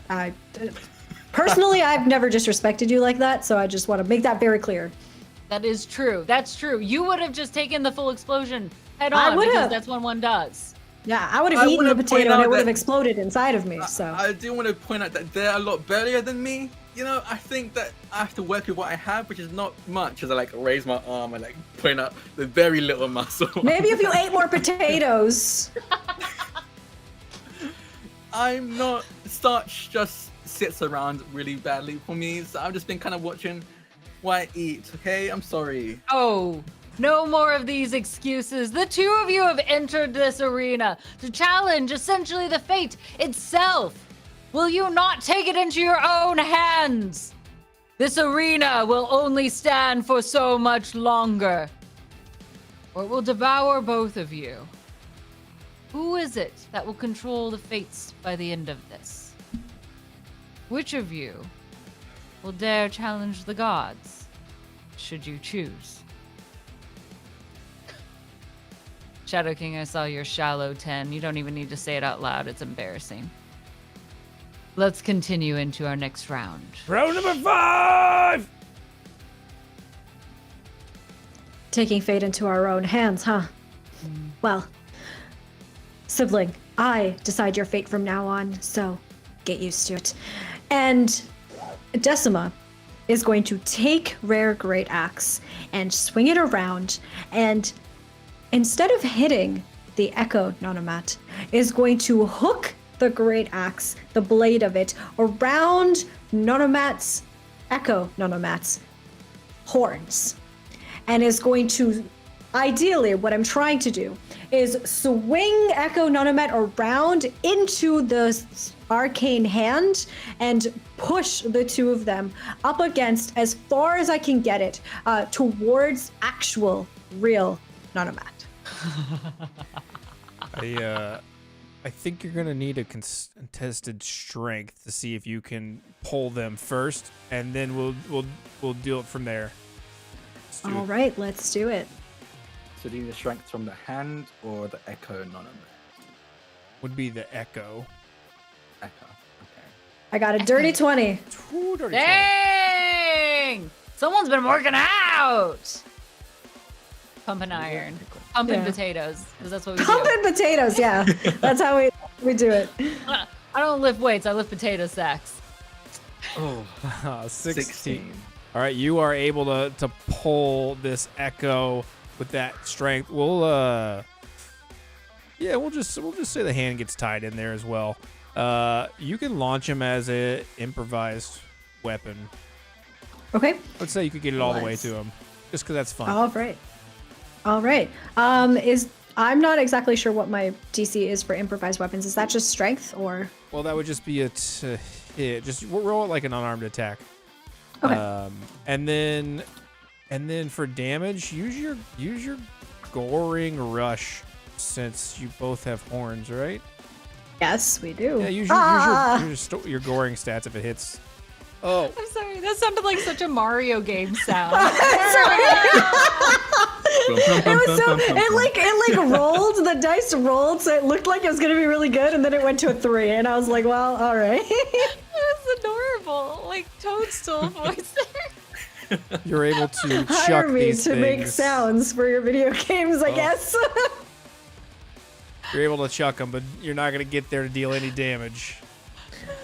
So I think instead what you see is that Nonomat, you feel it too because you're connected to this echo. So as soon as Decima hooks their blade around the Echo Knight's horns, you can feel your own horns start to like get pulled, and you start to feel that dizzying feeling as I like swing the echo around and throw it at your feet. I was intending to hurt you, but I think the echo in the hand just kind of like land at your feet unceremoniously and like not gracefully at all.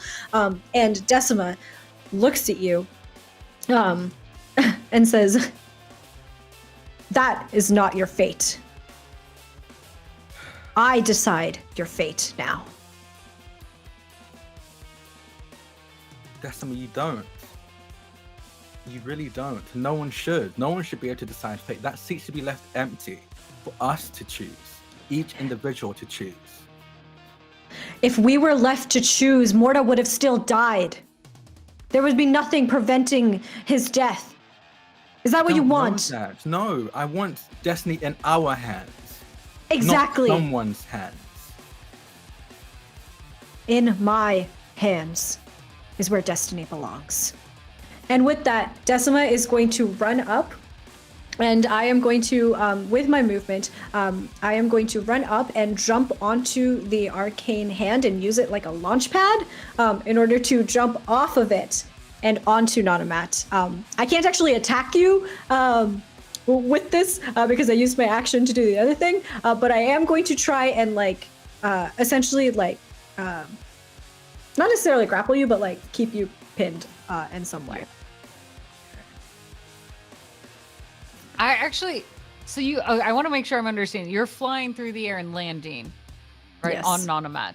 Yes. I'm actually going to give you an opportunity to roll fall damage. Ooh.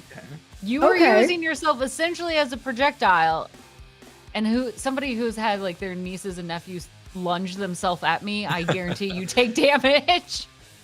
Those little suckers throw their legs right at your face. I would like to. So valid. Okay, could I do a thing or attempt to do a thing to hopefully mitigate some of the damage I might take in this? You're jumping on my hands. I would like to grasp on them before they can leave. I was like grab them. Try with it. my arcane hands. Yeah. I think we're gonna need a dex off. Okay.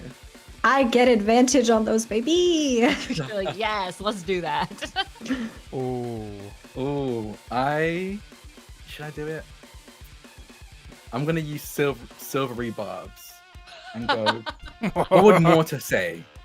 And you have to re-roll and take the lower die. What would Morta say? How dare you bring up the? I'm not the one bringing the Brutal. apparition of Morta to attack me. But is it a saving throw or check? Saving throw. Okay. Yeah. It's probably not gonna help. And but- Decima's got to re-roll. Oof. Natural 20! Well, I don't think I win either way, because that's a nat 20, baby. Yeah. As I still spend a spell slot doing that, but I say, what would Morta say? And as I say that, I clench my fist, and the arcane hand grabs you and holds you in place. Wow. And Decima is unable to move anywhere. I think the great axe is like in his hands, but it's like down, like pointing towards the ground. And he looks furious at you. And you don't recognize your sibling at all in this moment, covered in shadows with this fiery light coming out of Rare eyes. Ray looks at you with rage. This unbridled rage. Sure, you've seen them angry in battle before. That's what they do.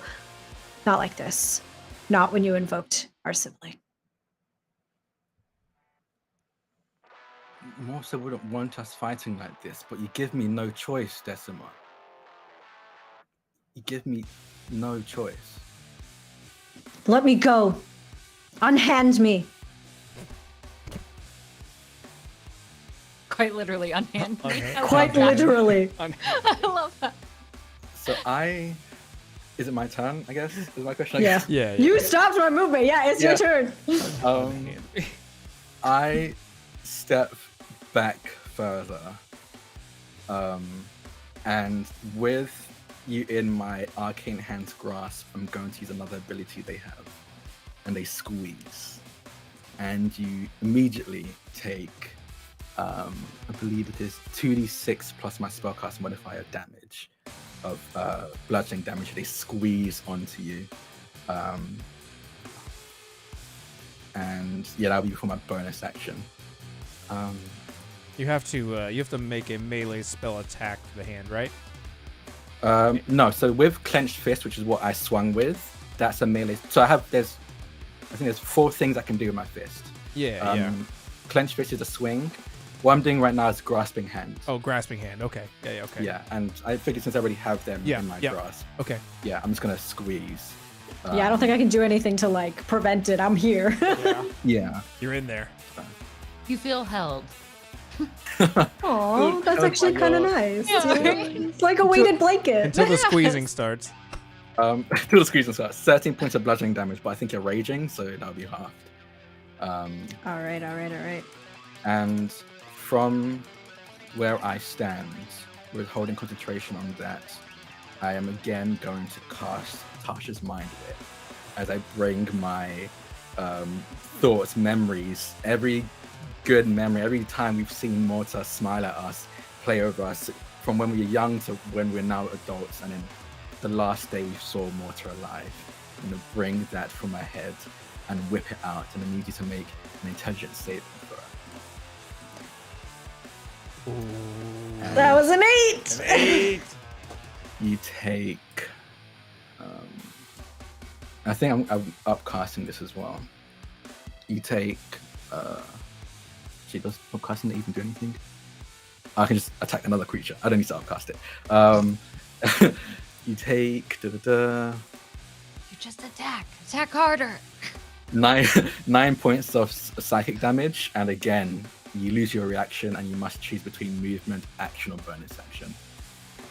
As I think we fought before. Like we're siblings. We fight when we were young, and I think a lot of these memories are like good memories of Morta, but also memories of Morta reprimanding us for fighting, saying that your siblings should have each other's back. You shouldn't be doing this, and that racks through your mind as I whip you with this memory. And if I may, I think it's not just one, but it's like, because it's multiple memories, right? So I think it's like pieces of the mind whip hitting. 1 lash, 2, 3, and every time that a different piece of your mind whip hits Decima, a little bit of the shadows start to snake off of his body and start to fall to the ground, similar to the weird hand sweat that the arcane hand had, but falls off of his body and just like dissipates on the ground as the soul energy that he had consumed starts to almost like he's losing his grip on it, losing his will to hold on to it, like falls away. And in there, still struggling, still trying to get out, I think Decima like closes his eyes, clenches, and you can see the furrowed brow, and he says, "Stop! This isn't going to work. Morta's not here anymore. That's the problem. That's the problem." And Decima is going to try to escape out of the clenched fist. I think that's a strength against strength, or athletics against, I don't know what it is. Yeah, let's do athletics against each other. Yeah. So the hand has its own stats. Okay. 24. 24. While I'm you're a looking that burly up, minotaur. I also want to note, this is now the second time you used Tasha's mind whip. Let me finish, and then we'll discover what happens with that now. I'm gonna tell you this is not gonna be good. I know. I'm going to use. So I did use silvery barbs. Yes. And I can, when I use silvery barbs, I get disadvantage to someone, and then I get advantage on the next any roll I need within the end of my turn. So I'm gonna roll that again. Apply so that. at the very least, not Apply getting that. one. Clever. Yeah. Clever. Yeah. Let's see I'm if gonna you get at least another not nat get one, that. or if the dice will let you bypass if I get a nat this. one, maybe the fates want it. Decima wants it, you mean? 19. Okay. Still, All right. Still fail it, but yeah. So you still fail it, but I also want to note, with this Mind Whip, the third time you will use it, Decima will have an advantage in rolling against, because this has happened time and time, and as siblings know, we know how each other starts to fight. We learn. And so, keep that in mind. Oh. Excellent. So, with that hand not being able to hold grasp, it releases. Decima, you slip out, able to move now. Should you choose, of course, you only have so many options when it is your turn. Yes. And I think blinded by the fury and being feeling the power starting to slip away from him, it pushes them into panic mode. I think it's like a animal that's been cornered and they don't know what else to do. And he's so desperate to fix this problem, to fix it. And why can't you just see that what I'm trying to do is fix the problem? And Decima is going to, despite the fact that the hand is still around, everything is still up, is going to charge at this echo version of Nunamat that is in front of him, and is going to make a beeline towards you specifically, but is going to grab onto this echo and try and ram it and themselves into you. Okay. I recognize that probably gives the hand opportunity attack, but that's does. fine. Yeah. Charge away. Roll the All right, what would roll the hands attack first since you're moving. Let's just settle that. Please with my spell modifier was the. I think I just clicked the roll button. Actually, yeah. Yeah. Was it a +8 earlier? It's not letting me roll because I have no spell slots left, but I'm concentrating on this, so I can Just still roll a use it. roll a d20, and then just add your modifier. I think my modifier is at +8. Correct. +9. +9. Oh, 9. Ooh. Very nice. Terrifying. Yes. Absolutely terrifying. You needed it though. Yeah, 16. It doesn't hit. That does not hit. All Oh my right. god, I lost all my points. Oh wait, Oh. undo that. I Undo know where I that. was. Don't worry. I don't worry. I know where I was. All right. You're Is that Decima killed themselves? Just roll like, a, They just Ouch. implode, I guess. roll it to hit with your. You can use your axe. Roll it to hit on this shadow. Okay, yeah, you're able 28? to. You're able to push it back, and you're able to. You can push yourselves back over into him if you want. And as this echo Nunamat hits the actual Nunamat, I think Decima was sort of pushing this echo away and wanting to focus on the actual Nunamat now, kind of like turns to you, faces you, and with their great axe out, points it towards you with one hand, which shouldn't be possible, but I think in this shadow form, they're able to hold it with one hand, just hold it, not attack with it, and points it towards you and says, if you think you're so right, if you think that nobody should be able to control the fates, then what are you doing right now? Killing me. Are you not deciding somebody's fate?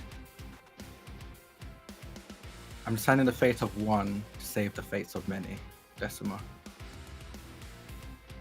You are choosing to take the fate of one to control the fate of many. And you really believe that that's what's best for everyone, I do. for us. I do. And Decima will throw his great axe at your feet. Then kill me. Prove to me that you want this. That you're right.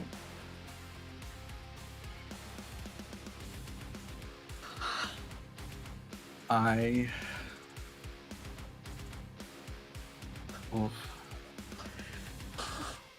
think I'm taken aback by this as I see you drop the great axe. And I look to you.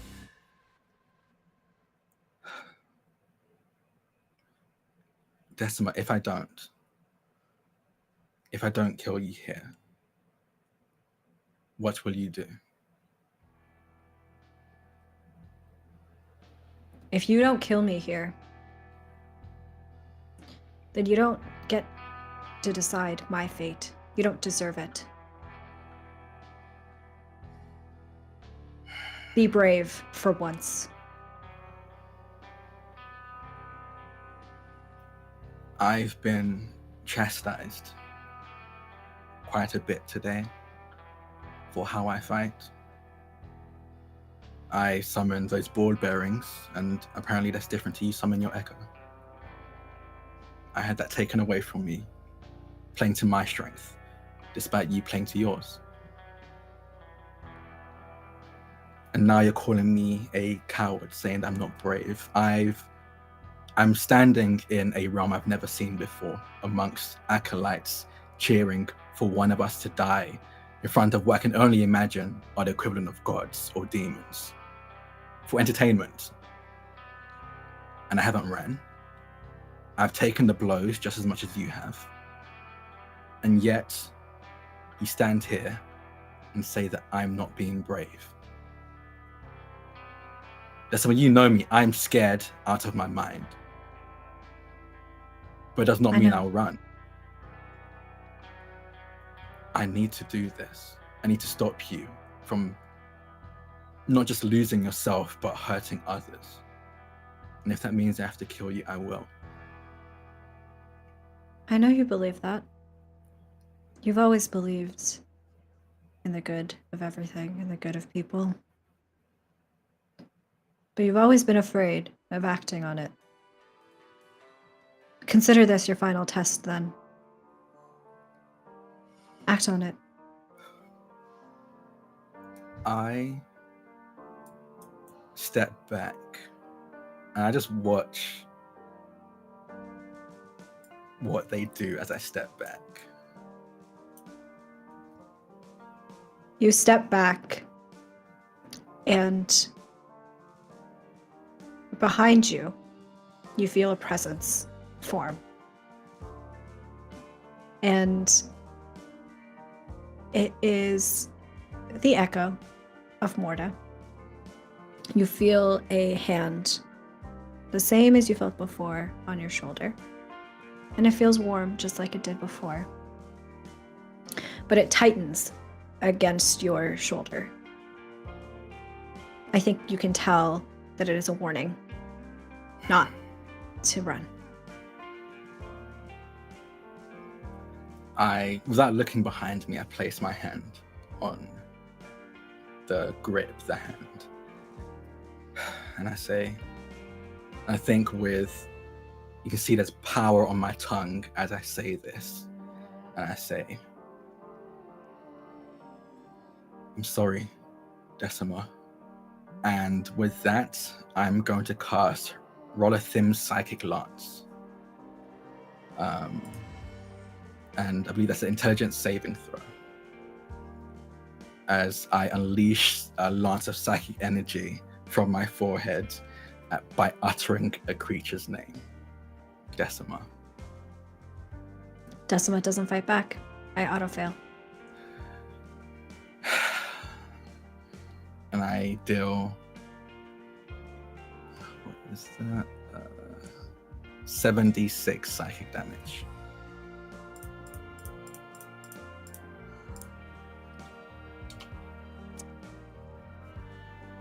I deal 23 points of damage.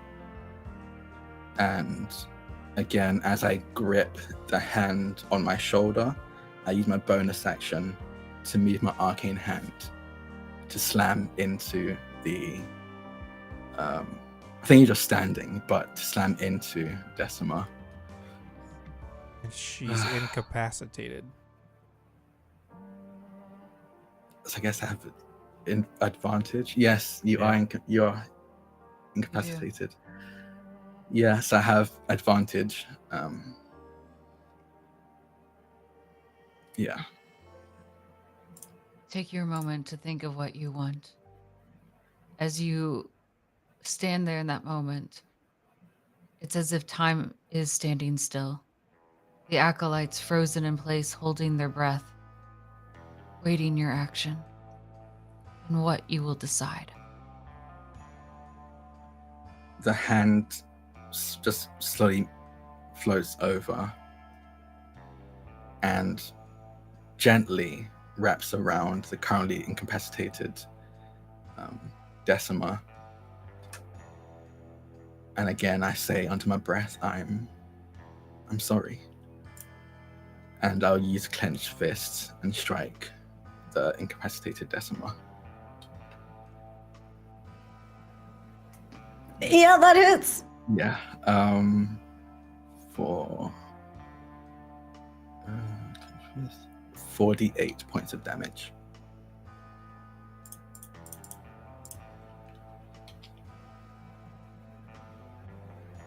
$19 points of, I believe that is force damage. I had 18 HP.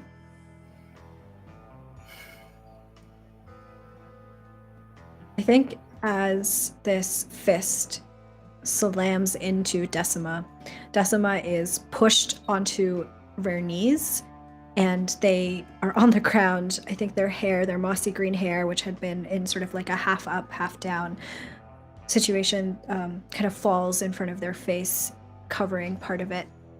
And they look up at you and they smile at you. A genuine, real smile. None of that condescension, no smirk. And with their dying breath, they say to you, "Don't be sorry. Morta would be proud." As the life drains from Decima's body, the shadows, I think, falling away and off of them, leaving just Decima in their wake. And so you do lay softly in this field of purple. It's gentle. That fog softens even lower into the ground as if it's a blanket now covering you, a shroud, giving the mere outline of your body left.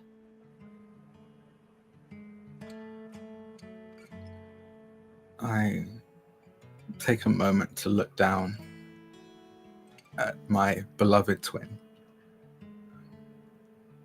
And I get down onto my knees and lift them up so they can rest their head on my lap. And I think I just quietly rock back and forth as I sing a song from our childhood that Morta used to sing for us often, as I wait for whatever comes next. And as you wait, you feel a hand on the back, on your shoulder, reaching over as the Shadow King appears. Well, don't be sad. Family is difficult for everyone. Yes. I'm not entirely sure what comes next, but... Well, that was an impressive fight. You look hungry. Let me make you a taco. As he helps you stand to your feet, and as he snaps his fingers, a giant tortilla comes out of nowhere, wrapping around your body. And in the distance, you hear footsteps. And from over the treetops, a giant parched the trees, dandruff flowing from his head into the wind. Let me introduce you to Kyle. He loves Taco Tuesday. As that giant stomps closer and closer to you.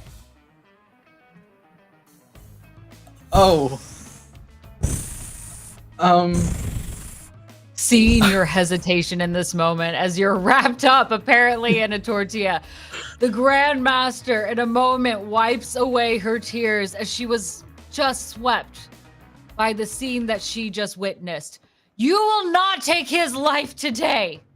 And she will drop down, not even opening her wings. She will drop down, hitting the ground with a thud, shattering all of this fog where it clears entirely, holding out her own spear to the throat of the Shadow King himself. Well, this is interesting. You're going to deny Kyle a meal? Kyle doesn't need a meal. This has put on some weight. He deserves to live. This is the fight that we've been waiting for. This is what we look for in every deathmatch. Nonomat gave you everything. The moment where they face their fears, they find courage, they know their values, they know what they need to do. Nonomat put everything on the line. That is what a deathmatch does. It asks us to bare our souls, to be willing to sacrifice ourselves or those we love for what we hold true. And in this discussion of fate, did not Nonomat prove to us that truly fate is our right for our own individual selves, but we should not take it from others? What is it that you do here? Take it from him? Yes, well, I can see this means something to you, and well, I'm not such a bad guy. I beg of you. I have let you take in so many lives. Well, I've had to stand and watch, but give me just this one. I cried. Well, I can't say no to you. You're like a daughter to me. And besides, none of these lives mean anything to me anyways. As he snaps his fingers and the tortilla disappears. Have it your way. Go. And she'll quickly grasp that amulet and it will open just the smallest of portals. Run. I look back at the body of Decima. Can I? Yes. And I'll use the arcane hand, which is still up, and gently pick up Decima, and both I and Decima will run through the portal. And in a moment of silence, looking at the Shadow King. Thank you. Even if this will cost me, I will pay that. Oh, don't look so sour.